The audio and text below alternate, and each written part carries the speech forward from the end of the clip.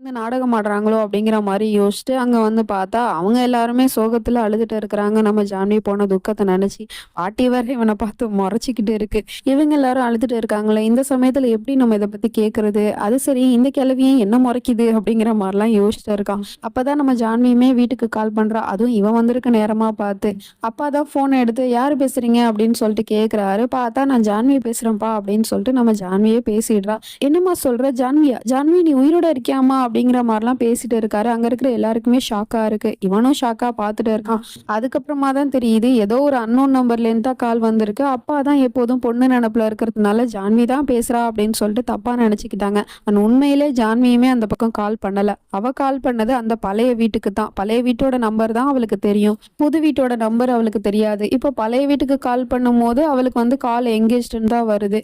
ஆமா மறந்துட்டேன்ல. இப்ப அவங்க தான் வேற வீடு ஷிஃப்ட் ஆயிட்டாங்களே. அப்புறம் எப்படி நம்ம கால் பண்ணி பேச முடியும்? இப்ப எப்படி அவங்க கிட்ட பேசுறதுன்னு யோசிச்சுக்கிட்டே அங்க இருந்து கிளம்பிடுறான். இவனும் அந்த பக்கம் அங்க நடக்கிற கூத்தெல்லாம் பார்த்துட்டு, அப்ப ஜான்வி உண்மையிலே இறந்து தான் போயிட்டா போல. நம்ம தான் தேவையில்லாம யோசிக்கிறோம் அப்படின்னு சொல்லிட்டு அங்க இருந்து கிளம்பிடுறான். இப்போ நைட் ஆயிடுது. நம்ம ஹீரோயினியும் ஒரு வீட்டுக்கு வந்துட்டா. அதான் டாக்டரோட கசின் வீட்டுக்கு. அவங்களே இவள பாத்துக்கிறாங்க நல்லபடியா. அங்க இருக்கிற ஒரு ரூமுக்கு அழைச்சிட்டு போய், இதுதாம்மா உன்னோட ரூம். இனிமே இது என்னோட பொண்ணோட ரூம் தான். அவ வந்து லண்டனுக்கு படிக்க போயிருக்கா. இதுக்கப்புறம் நீ இதை யூஸ் பண்ணிக்கோ. அப்புறம் நான் அந்த கபோர்ட்லாம் காலி பண்ணி வச்சிருக்கேன். இதுல உன்னோட திங்ஸ் எல்லாம் வச்சுக்கோ. அப்புறம் இருமா நான் போய் உனக்காக சாப்பாடு எடுத்துட்டு வரேன் அப்படின்னு சொல்லிட்டு அவங்க இங்க இருந்து போயிடுறாங்க. நம்ம ஹீரோயினிக்கு ஒரு புது லைஃபை ஸ்டார்ட் பண்றதுக்கு ஒரு புது வீடும் கிடைச்சிருச்சு. அதே சமயம் இந்த பக்கம் இந்த பையன் ஃபைனலி வீட்டுக்கு வந்தாச்சு. அட நீ ஏன் அங்கேயே நிக்கிற? உள்ள வா ஜான்வி அப்படின்னு சொல்லிட்டு கையை காமிச்சு கூப்பிட்டுட்டு இருக்கான். யாரடா கூப்பிடுறா அப்படின்னு சொல்லிட்டு பார்த்தா அங்க ஒரு பொண்ணு வந்து நிக்கிறா. அவளுக்கு ஒண்ணுமே புரியல. ஜான்வியா என் பேரு அப்படின்னு சொல்லிட்டு பேரை சொல்ல வரா. ஷூ ஷூ நீ பேரெல்லாம் சொல்லக்கூடாது. உன்னோட பேரு இதுக்கப்புறம் ஜான்வி மட்டும்தான். ப்ளீஸ் அண்டர்ஸ்டாண்ட் பண்ணிக்கோ. எனக்காக நீ உன் பேரை ஜான்வின்னு வச்சுக்கோ அப்படிங்கிற மாதிரி சொல்லிட்டு அந்த பொண்ணை வீட்டுக்கு கூட்டிட்டு வந்துட்டு நான் உனக்காக சமைக்கிறேன். நீ போய் ஃப்ரெஷ் அப் ஆயிட்டு வா அப்படின்னு சொல்லிட்டு அந்த பொண்ணை உள்ள அனுப்பிச்சு வச்சிடறான். அவளுக்கு ஒண்ணுமே புரியல என்ன நடக்குது அப்படின்னு சொல்லிட்டு. அதுக்கப்புறம் இவன் சமைச்சு கிமிச்சிட்டு இவன் மட்டும் உட்காந்து சாப்பிட்டுட்டு இருக்கான். அந்த பொண்ணை காணோம்.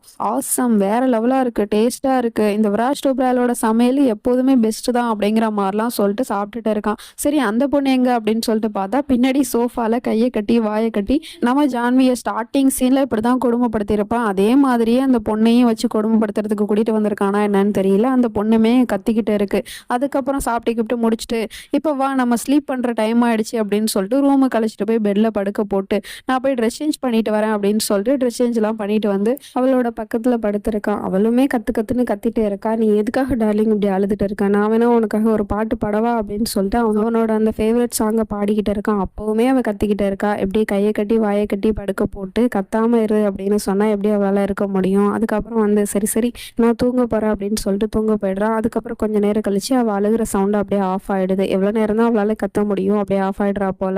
உடனே இவனு எழுந்திரிச்சிட்டு இப்ப நீ எதுக்காக நீ இப்ப அழுகையை வந்து ஸ்டாப் பண்ண? நல்லா அழுகு. நீ அழுதாதான் எனக்கு தூக்கமே வரும். நல்லா அழுகு, வேகமா அழுகு அப்படிங்கிற மாதிரி கத்திட்டு இருக்கான். உடனே அவளும் அழுதுட்டு இருக்கா. அவளோட நிலைமையை நினைச்சு பார்த்துட்டு ஒரு கிறுக்கன்ட்ட வந்து இப்படி மாட்டிக்கிட்டோமே அப்படின்னு சொல்லிட்டு அதுக்கப்புறம் அவளை அழுக விட்டுட்டு இவன் பாட்டிக்கே நிம்மதியா தூங்கிட்டு இருக்கான். இந்த பொண்ணை இன்னும் என்னெல்லாம் பாடுபடுத்த போறான்னு தெரியல. வெயிட் பண்ணி தான் பார்க்கணும். நெக்ஸ்ட் பார்ட்ல சந்திக்கிறேன். அது வரைக்கும் பை ஃப்ரெண்ட்ஸ்.